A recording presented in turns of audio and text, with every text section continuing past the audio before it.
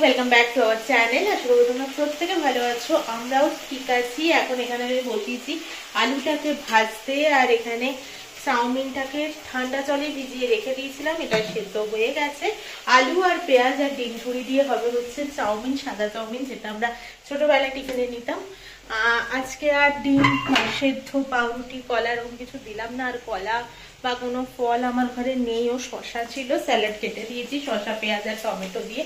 আর না, কালকে আমি বললাম যে নেই, মানে শনি রোববার ধরেই বলেছি, কিন্তু ওর নাকি বাজারে যেতে ইচ্ছে করেনি, তাই আর কালকে বাজারে গিয়ে খুব একটা লাভ হতো না, কারণ পোঙ্গলের জন্য বেশিরভাগ দোকান বাজারই না বন্ধ ছিল।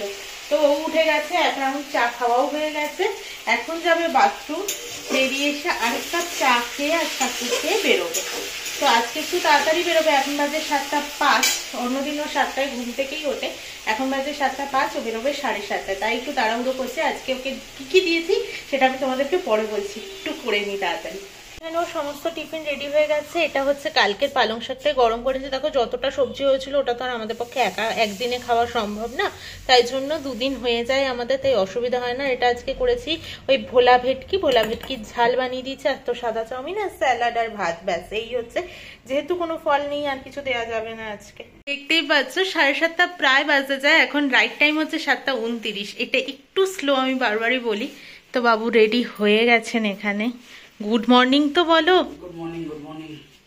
আর ঘর এরকম অন্ধকার হয়ে আছে, দেখো এখনো পুরোপুরি রোদটা ওঠেনি। ওই যে এখন বাজে 12:15, এই জাস্ট আমি পুজো টুজো দিলাম, আর বাইরের রোদটা দেখতে পাচ্ছ, বাপরে বাপ। জাস্ট স্নান দান করলাম, আর জামা কাপড়গুলো ধুয়ে ঠুয়ে দিলাম। প্রমীর আর আমার দুজনেরই ছিল, ও তো রেখে যায়, অত সকালে তো আর ওর পক্ষে সম্ভব না। যাই হোক, তো এই সমস্ত করে এই জাস্ট আমি একটু টাইম পেলাম, তাই জন্য আমি এখন স্নান দান করে পুজো টুজো দিলাম। ঘর ঝাড় দেওয়া তো ছিলই ও যেতে যেতে, তো ঘরটাও মুছে নিয়েছিলাম ও যাওয়ার পরপরই, মানে বাড়িতে কল করার পরেই আমি এখন ঘরটা মুছে নিই। কারণ সত্যি কথা বলতে এই যে মাঝখানে যে টাইমটুকু পাই আমি, তাতে ওর ইচ্ছেও করে না তখন তাড়াহুড়ো করে করতে, আর হয়েও ওঠে না, তাই জন্য করেই নিই আমি। তো আর হচ্ছে সব থেকে বড় কথা, হ্যাঁ তোমাদের হয়তো মনে হতে পারে দেবলিনা এরকম ভাবে খাপছাড়া করে কেন ভ্লগ করছে, আবার সেই বিকেল 4:30 5টার দিকে ভ্লগ শুরু করব। তো সবটাই তোমাদেরকে আস্তে ধীরে বলবো। আমি একটু টাইম নিচ্ছিলাম আর কি, টাইম নিতে নিতে 1 মাস গড়িয়ে দিয়েছি আমি, তো নিজের জন্যই বলতে পারো একটু টাইম নিয়ে নিলাম। অবশ্যই তোমাদের সাথে সবটাই শেয়ার করব, আর কয়েকটা দিন টাইম নিয়ে নিই। তারপর এখন যাচ্ছি ফাইনালি মাছ আনতে। ওরা তো বলেছিল কালকে যে আজকে মাছের গাড়ি ঢুকবে আর কি, তো জানি না কতদূর কি ঢুকেছে কি আদৌ। সকালে গেলে ভালো হতো, তো সকালটা তো হয়নি, এখনই যাচ্ছি, দেখি গিয়ে কি মাছ না পাই। আর রাতে একটু পনির আর রুটি বানাবো ঠিক করেছি, তো এসে আটাটাও মাখবো, আর দেখি একটু ক্যাপসিকাম পেলে ভালো হয়, না পেলে এমনিই করবো পনিরটাকে। জাস্ট রাস্তাটার অবস্থা দেখো, কিছুই না। সামনে ওই যে গাড়িটা, ওয়াটার সাপ্লাইয়ের গাড়িটার জন্য হয়ে গেছে জ্যাম এখন, তো এক্ষুনি ছেড়েও যাবে। আমি ক্যাপসিকাম মাছ দুটোই পেয়ে গেছি, একদিকে ভালোই হলো। এমনিতেও বেরোবো, এখন তো ফল এগুলো কিনতে বেরোবোই, কিন্তু এখন যদি বাজারের দিকে চলে যেতাম আনার জন্যে, তাহলে বেশি তো আনতেই হতো, অন্তত পক্ষে 500 তো কিনতেই হতো বাজার থেকে।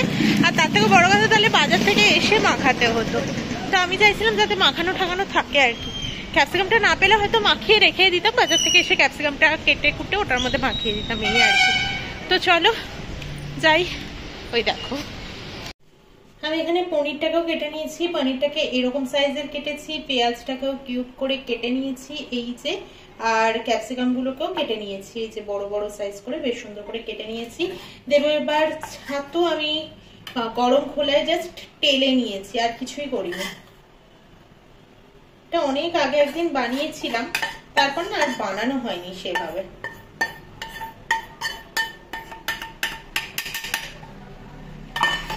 আর দেবো সামান্য পরিমাণ টক দই, সামান্য বলতে পরিমাণ মতো যতটা দরকার হবে।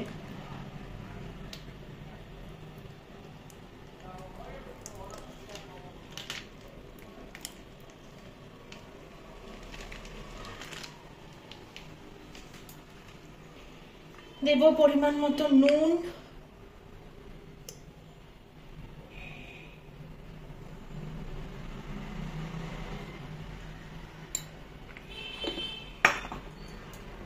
দেবো একটু তেল,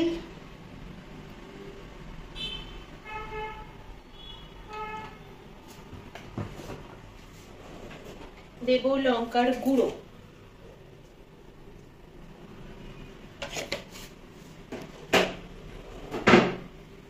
আর কোনো মশলা আমি আপাতত দেবো না, আপাতত এটাকে মাখিয়ে নেবো এবার ভালো করে। সরি, মাখাতে মাখাতে মনে পড়লো আমি দুটো জিনিস দিতে একেবারে ভুলে গেছিলাম। আদা রসুনের পেস্ট দিলাম একটুখানি, আর দেবো একটু হলুদ গুঁড়ো। একেবারেই ভুলে গেছিলাম, দুটো জিনিসের কথা বললাম না, অনেকদিন বাদে করছি। আর একটু কসুরি মেথি পাতা থাকলে এখনই গরম খোলায় টেলে হাত দিয়ে গুঁড়ো করে আমি মাখিয়ে নিতাম, নেই। এই এখন বেরোবো, আমি নিয়ে আসবো। তোমরা যদি কেউ বাড়িতে এটা ট্রাই করো তাহলে তোমরা একটু কসুরি মেথি পাতাটাকেও টেলে নিয়ে লাগিয়ে মানে তখনই মাখিয়ে নেবে আর কি। আমার এখন নেই, আমি পরে দিচ্ছি সেটাকে। তো আমার ভালো করে মাখানো হয়ে গেছে। দেখো আমি সুন্দর করেই মাখিয়ে ঝুঁকিয়ে রেখে দিলাম। কসুরি মেথি পাতাটা এখন থাকলেই ভালো হতো, তো নেই যখন ছেড়ে দিই, এসে আমি মাখিয়ে নেবো। এখনই তো বেরোবো, নিয়ে আসবো আমি। ওরে বাহ, লাগানো যাচ্ছে না এক হাতে। যাই হোক, এটাকে লাগিয়ে নিয়ে আর তারপরে আটাটাও মেখে লেগে গেছে। এবার এখানে আমার মোটামুটি হয়েই গেছে, এটা তো তোমাদেরকে দেখালামই। আর এই যে নিচে আটাও মাখা হয়ে গেছে। তো চলো এবার আমি এখন বেরোবো। আজকে প্রমির অফিসের দিকে না গিয়ে আগে এলাম আমি বাজারের দিকে। বাজারে আজকে কিচ্ছু নেই ফলের মধ্যে, শুধু কতগুলো বেদানা দেখলাম চোখে, আর কিছুই নেই। তো দেখি এবার গোল গোল করে ঘুরে ওইদিকে যাই। প্রমির অফিসের দিকে হাঁটতে হাঁটতে পারলে ওদিকটায় যাবো, মনে হয় চলেই আসবো। অতটা টাইম আমি পাবো বলে মনে হচ্ছে না।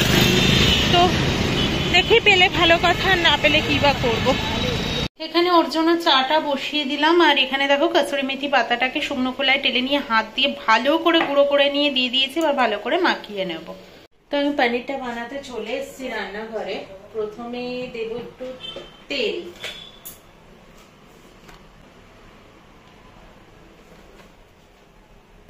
টিকটা যেরকম করে ছেঁকে নেয় তোমরা চাইলে ওভাবেই ছেঁকে নিতে পারো, বা স্টিকে ভরে যেভাবে করে সেভাবেও করে নিতে পারো।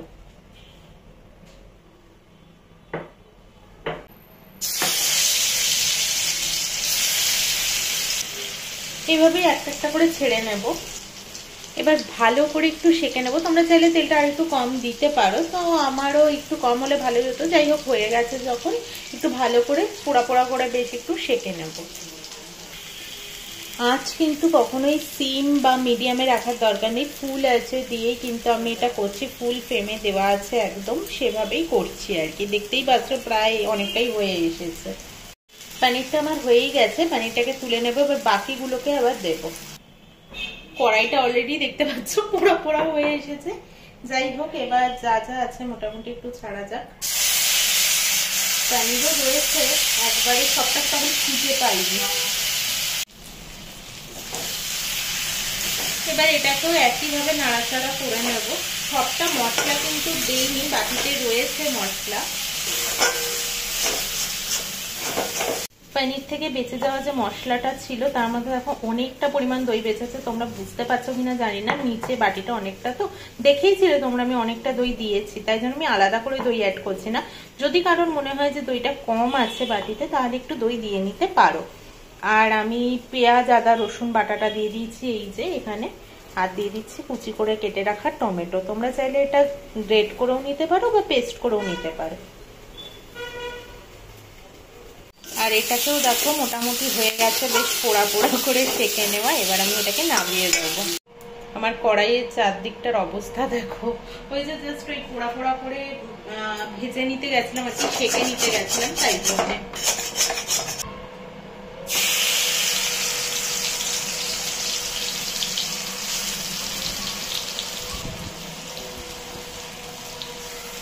এছাড়াও কিন্তু সমস্ত ড্রাই স্পাইসেসই দেবো। এটা আগে একটু কষে নিই, টমেটো গুলো মজে যাক তারপর।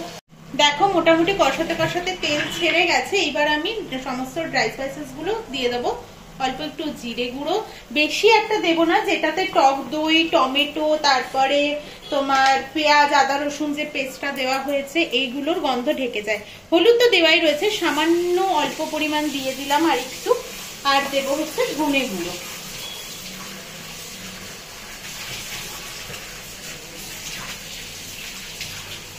মোটামুটি এই আমি দিলাম। আর লঙ্কা গুঁড়ো তোমরা দেখেছিলে আমি তখন একটু অল্প দিয়ে ফেলেছি, একটু ঝালটা না কম হয়েছে তাই জন্য একটু দিয়ে দিলাম।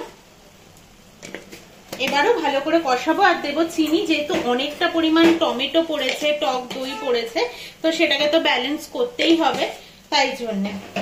আর তোমাদেরকে একটু ক্যামেরাটা ঘোরালে অন্য জিনিস দেখতে পাবে, এক্ষুনি ঘোরাচ্ছি না, নিজের বদনাম আর কি করবো বলো, তাও একটু দেখিয়ে দিই বেচারাকে। কেন করছো কাজ? এমনি করে দিলাম, কি আর করবো। আচ্ছা আচ্ছা, মঞ্জু ভাইয়া আজকে কি বলেছে তোমাকে একটু বলো।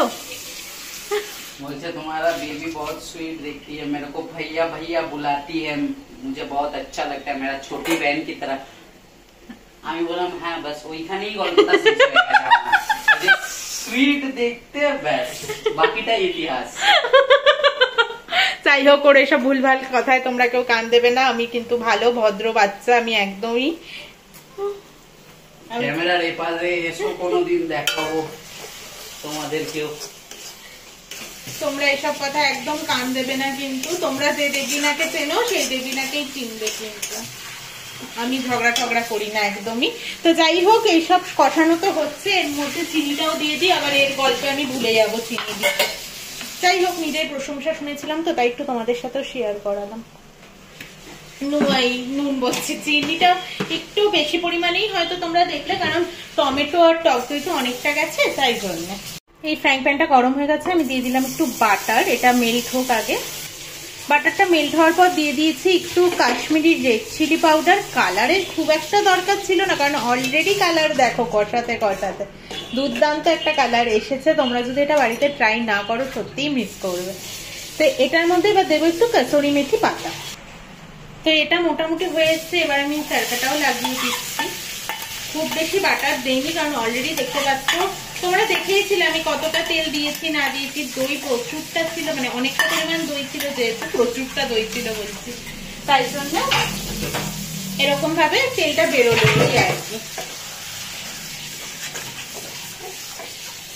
তো আমরা তো রুটি দিয়ে খাবো, তাই খুব বেশি ঝোলা বা গ্রেভির দরকার নেই, আমাদের যা আছে এটাতেই যথেষ্ট। তো প্রায় হয়ে গেছে, এবার ঢাকা চাপা দিয়ে রেখে দেবো। ফাইনাল লুকটা তোমাদেরকে পরে দেখাবো। মশলাটা ভালোই কষানো হয়ে গেছে, আর আমি বাটিটা ধুয়ে জাস্ট অল্প একটু জল রেখেছিলাম, সেটাও আমি না দিয়ে দিলাম, নাহলে বাটিতে অনেকটা মশলা লেগেছিল। আর পনির, ক্যাপসিকাম, পেঁয়াজ এটাকেও আমি এবার দিয়ে দেবো।